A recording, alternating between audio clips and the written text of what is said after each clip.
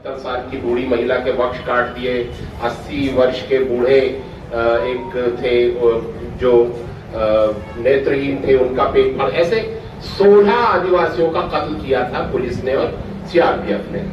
हम वो मामला लेकर सुप्रीम कोर्ट गए थे और अब 13 साल के बाद सुप्रीम कोर्ट ने कहा कि आपके ऊपर हम 5 लाख का जुर्माना लगाते हैं कि आपने ये झूठा केस हमारे सामने आप लाए।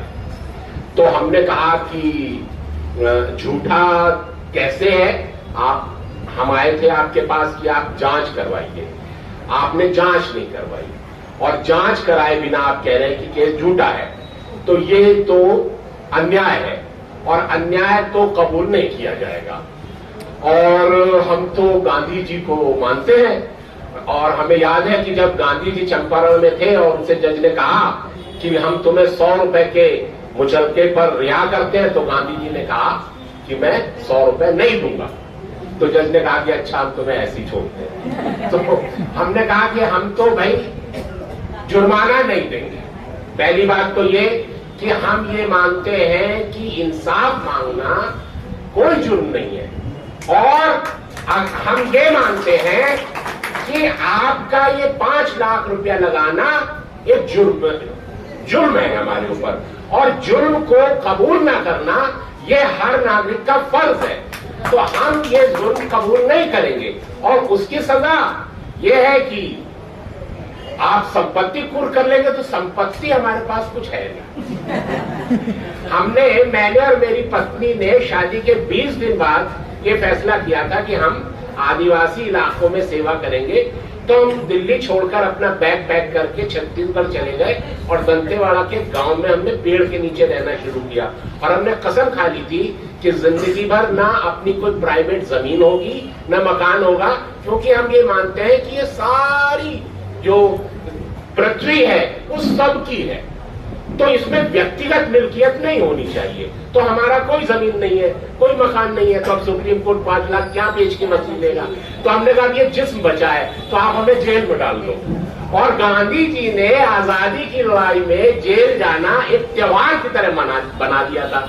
जो जेल जाता था गाना गाता हुआ जाता था और ऐसा लगता था कि जैसे कितना बड़ा सौभाग्य मिल गया। तो हमने कहा इससे बड़ा सौभाग्य क्या होगा कि हम जेल जा रहे हैं आदिवासियों के लिए। आज विश्व आदिवासी दिवस है और आपको मालूम है कि इस वक्त भारत की सबसे ज्यादा पैरामिलिट्री फोर्सेस कहां हैं? वो आदिवासी इलाकों में है। क्या करने गई हैं? क्या वो आदिवासियों को सुरक्षा देने गई है? नहीं, वो वहां गई हैं वहां की प्राकृतिक संसाधनों पर कब्जा करने। किनके लिए? भारत के गरीबों की गरीबी दूर करने के लिए संसाधनों पर कब्जा किया जाएगा? नहीं, चंद मुट्ठी भर पूंजीपतियों की तिजोरी भरने के लिए वो फौजें वहां हैं। और वो क्या कर रही है वहां? वो वहां हत्या कर रही है, वहां बलात्कार कर रही है बड़े पैमाने पर, वो बच्चों का कत्ल कर रही है, वो बुजुर्गों का कत्ल कर रही है। भारत के केंद्र में, केंद्रीय भारत के हिस्से में एक पूर्णकालिक युद्ध जारी है जिसे हिडन वॉर ऑफ इंडिया कहा जाता है। भारत का छिपा हुआ युद्ध, इसमें लाखों सिपाही हैं और वो रोज वो कर रहे हैं जो अंतर्राष्ट्रीय पूर्ण युद्ध में होता है, जिसमें गोलियां चलती हैं, जिसमें बम चलते हैं, जिसमें बलात्कार होते हैं, जिसमें प्रोपेगेंडा होता है, जिसमें सत्य को छिपाया जाता है, वो सारा कुछ वहां चल रहा है। और खतरे की बात यह है कि ये वॉर एक्सपेंड कर रही है, ये फैल रही है और ये मैं चेतावनी दे रहा हूं कि ये फैलते फैलते ये वहां पहुंचेगी जहां किसान का खेत है।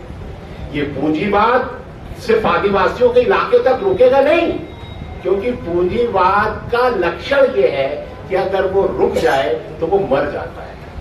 तो वो जिंदा रखने के लिए फैलता है, वो भारत के खेतों पर कब्जा करेगा। और जो सीआरपीएफ आज आदिवासी इलाकों में युद्ध कर रही है वो युद्ध हर खेत में होगा। ये सीआरपीएफ पंजाब, हरियाणा, महाराष्ट्र, मध्य प्रदेश सब जगह फैलेगी और खेतों में किसानों के यहाँ फैलेगी। ये जो अभी फैसला आया है, ये उससे पहले मैं गांधी जी की एक बात याद करता हूं।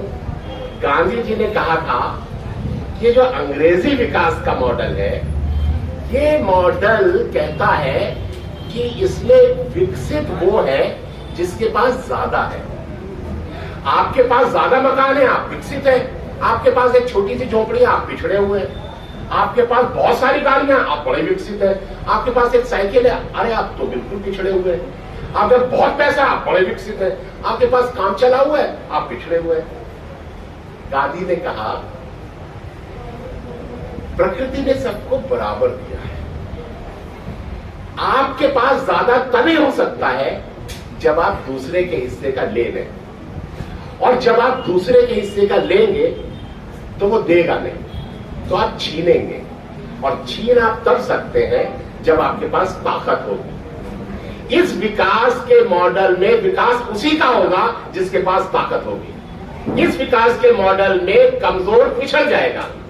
और गांधी ने कहा कि ये जो विकास का मॉडल है, अंग्रेजी विकास का मॉडल, अंग्रेज इसको लागू करने के लिए सारी दुनिया में युद्ध करते हैं। अंग्रेजों के बारे में कहा जाता था कि अंग्रेजी राज में कभी खून नहीं सूखता, लेकिन एक अंग्रेज जॉन मिल ने कहा कि ये भी सच है कि अंग्रेजी राज में कभी खून नहीं सूखता।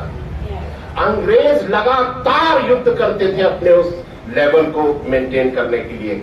गांधी ने कहा अगर भारत ये विकास का मॉडल अपनाएगा, भारत किस पर हमला करेगा?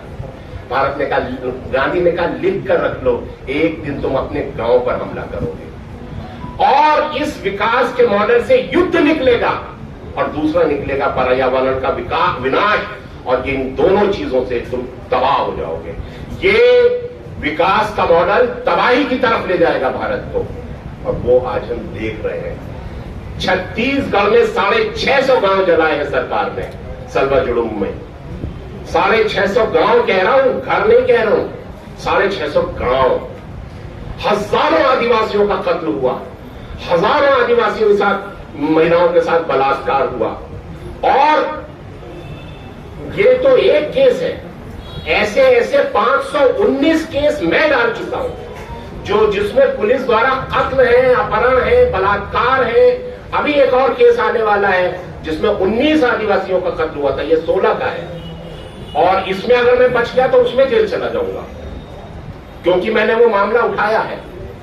और ये जो फैसला आया है, ये इतना खतरनाक है, इसका अभी व्याख्या नहीं की गई है।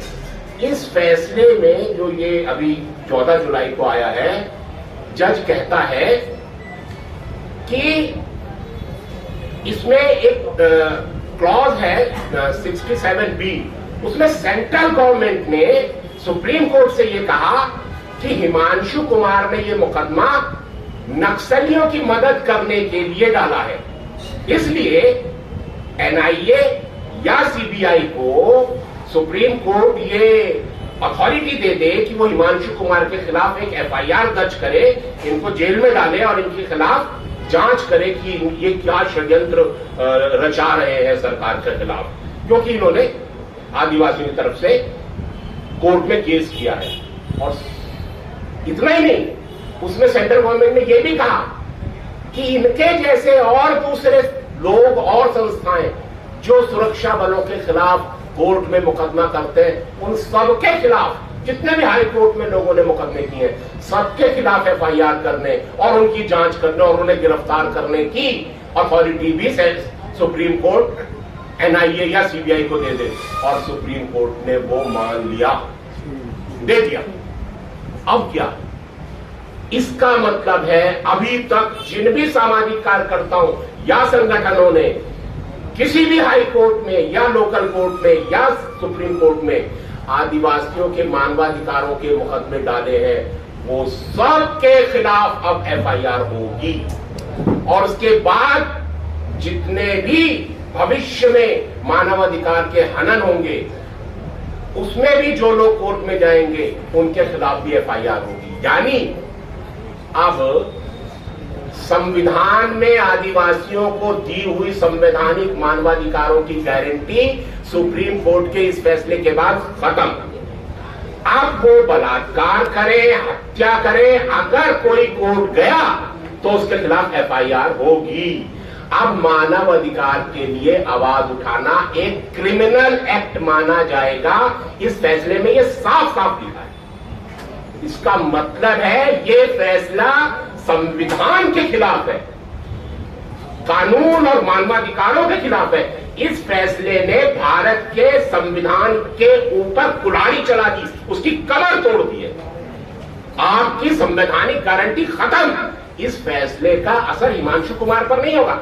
मेरा तो क्या है, जेल में डाल दो, मार दो, कुछ साल में खत्म। लेकिन आने वाले वक्त में जो बच्चे हैं, जो आने वाली पीढ़ियां हैं, वो नहीं लड़ पाएंगी। इसलिए हम कह रहे हैं कि इस फैसले को समझिए ही क्या कह रहा है फैसला। और इसी तरीके से तीस्ता शीतलवाड़ ने क्या गलती करी? अरे भाई, जो वकील है, एक वकील के पास कोई आएगा कि मेरे घर वालों का कत्ल हो गया है, मेरा एक मुकदमा लड़ दीजिए, कोर्ट में चला जाएगा कि साहब मेरा मुवक्किल ये कह रहा है, आप जरा जांच करा लीजिए। आप कहेंगे वकील को जेल में डाल दो। ये कौन सा न्याय है? मतलब कोई कोर्ट में आओ, अरे तो फिर कोर्ट को ताला मार दो। कहो क्या भाई, अब इस देश में कोर्ट हमने बंद कर दिया है, जो मोदी जी कहे, मोदी जी कोर्ट है, कह दो ना, साफ साफ कह दो। तो ये जो फैसले आ रहे हैं और ये जो किया जा रहा है आदिवासियों के साथ, जो किया जा रहा है जिस तरीके से, और किसके लिए किया जा रहा है? अडानी अंबानी के लिए।